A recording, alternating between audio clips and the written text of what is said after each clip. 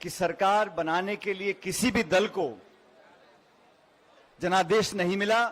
एक खंडित लोकसभा का निर्माण हुआ और बैसाखियों पर बीजेपी ने अपनी सरकार दोबारा बनाई दिल्ली के अंदर।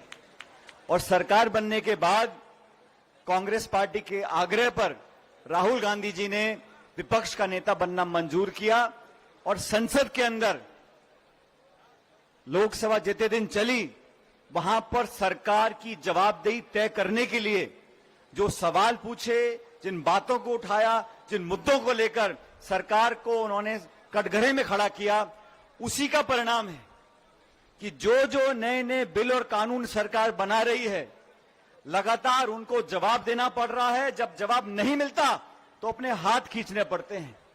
अभी केंद्र की सरकार ने लैटरल एंट्री के लिए एक सरकारी आदेश निकाला।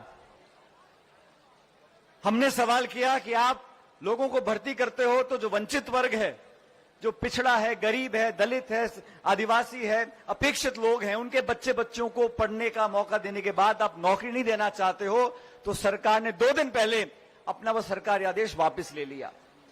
ब्रॉडकास्ट का बिल लेकर आए, तानाशाही रवैये को दोबारा अपनाना चाहते थे। खड़गे जी ने, राहुल जी ने कहा कि स्पष्टीकरण करिए, वो बिल विड्रॉ कर लिया। वक्फ बोर्ड का बिल लेके आए, वक्फ बोर्ड के ऊपर, उसको वापस लेना पड़ा। लेकिन मुद्दा यह है कि आज देश में जो मिलीभगत हो रही है संस्थाओं की, बड़े बड़े उद्योगपतियों की, जो सरकार के साथ हाथ मिलाकर इस देश की अमानत जो है, संपत्ति है, उसको औने पौने दाम में उसका अतिक्रमण कर रहे हैं, उसके खिलाफ राहुल जी ने आवाज उठाई थी। और जो खुलासे हुए हैं, जैसा संदीप जी ने कहा, यह बड़ा जटिल मुद्दा होता है, आम व्यक्ति के समझ में नहीं आता। लेकिन मैं आपको उदाहरण देना चाहता हूं, जिस थाने में कोतवाल पर आरोप लग जाए कि तू अपराधी से मिला हुआ है, तो वो थानेदार जांच नहीं कर सकता। आरोप यह लगा कि सेबी की जो चेयरपर्सन है उनकी मिलीभगत है उन लोगों के साथ जिन लोगों के खिलाफ जांच के आदेश सुप्रीम कोर्ट ने दिए हैं। ये कांग्रेस ने नहीं कहा, एआईसीसी ने नहीं कहा, सुप्रीम कोर्ट ने कहा। बड़े गंभीर आरोप हैं, हजारों लाखों करोड़ रुपए का घोटाला हुआ है। सुप्रीम कोर्ट ने निर्देशित किया सेबी को कि आप जांच करके बताइए कि क्या तथ्य है। अब जांच करने वाले जो हैं उन्हीं के जब आरोप लगे हैं और तथ्यात्मक आरोप हैं, ये कोई छुपी हुई बात नहीं है, तो सरकार ने ऐसी चुप्पी साध ली कि कोई जवाब नहीं मिला। हम लोगों ने मांग करी कि एक जेपीसी बने, ज्वाइंट पार्लियामेंट्री कमेटी। और मैं भाजपा के साथियों से पूछना चाहता हूं, बहुमत तो आपका है पार्लियामेंट में, अगर जेपीसी बनेगी उसका चेयरमैन भाजपा का होगा, अधिकांश सदस्य आपकी पार्टी के होंगे, और आप लोग जो हमेशा कहते हो कि विपक्ष के नेताओं पर ईडी के छापे, इनकम टैक्स के छापे, सीबीआई के छापे, और बोलते हो अगर गलत नहीं किया तो जांच से क्यों डरते हो। तो हम तो कह रहे हैं जेपीसी का चेयरमैन आपका, जेपीसी का बहुमत आपका, अब जांच तो कराओ। जब तक जांच ही नहीं कराओगे तो तथ्य तक कैसे पहुंचेंगे। जनता का, देश का, कानून का कोई विश्वास नहीं है सेबी के अंदर।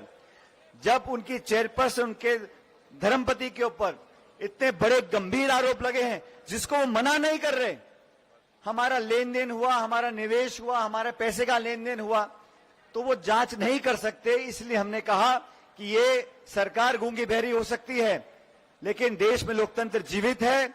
आवाम और जनता की मंशा पर सबको झुकना पड़ता है। कांग्रेस पार्टी पूरे देश में प्रत्येक राजधानी में जाकर इस बात को उठा रही है कि आपको जेपीसी बनानी पड़ेगी।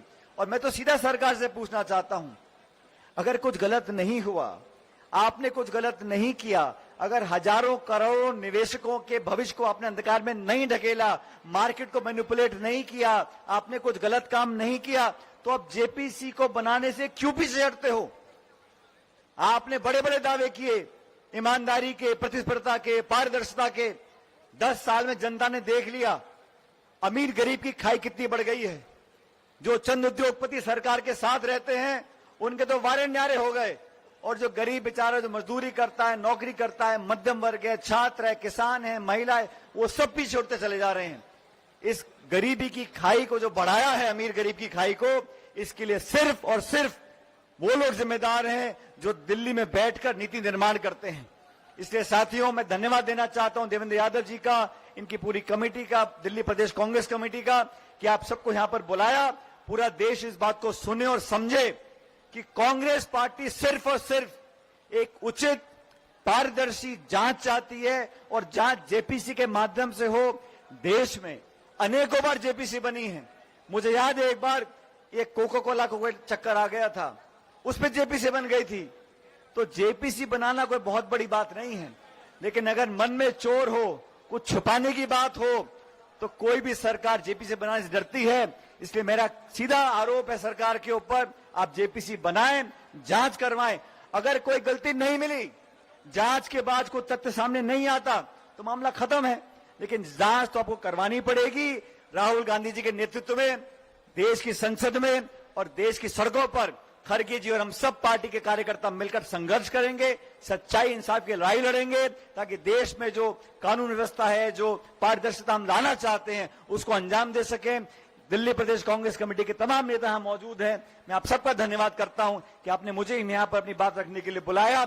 और आप सबको कहना चाहता हूं, जो हमारे कांग्रेस कार्यकर्ता हैं, अभी अभिषेक जी बोल रहे थे झंडा, बैनर, पोस्टर, अब समय आ गया, दिल्ली में भी चुनाव आने वाले हैं। आप सब अपनी कमर कस लो, इस बार ईंट से ईंट बजानी है और दिल्ली में कांग्रेस की सरकार बनानी है। ये दिल्ली में कांग्रेस की जड़ें बहुत मजबूत हैं। समय बदलता रहता है। आज देश ने कांग्रेस के ऊपर अपना आशीर्वाद रखा है, राहुल जी के नेतृत्व में दोबारा अपना विश्वास जताया है। तो मैं सभी दिल्ली के कार्यकर्ताओं को बताना चाहता हूं, ये दिल्ली हमारी और आपकी है, इसे मिलकर सुधारना है। आने वाले जब चुनाव होंगे, हम मजबूती से लड़ेंगे और जीतेंगे। इस संकल्प के साथ आप लोग यहां से जाएं। आप सबका बहुत बहुत धन्यवाद। जय हिंद, राम राम साहब। हम बहुत बहुत आभार और धन्यवाद प्रकट करते हैं हमारे एआईसीसी के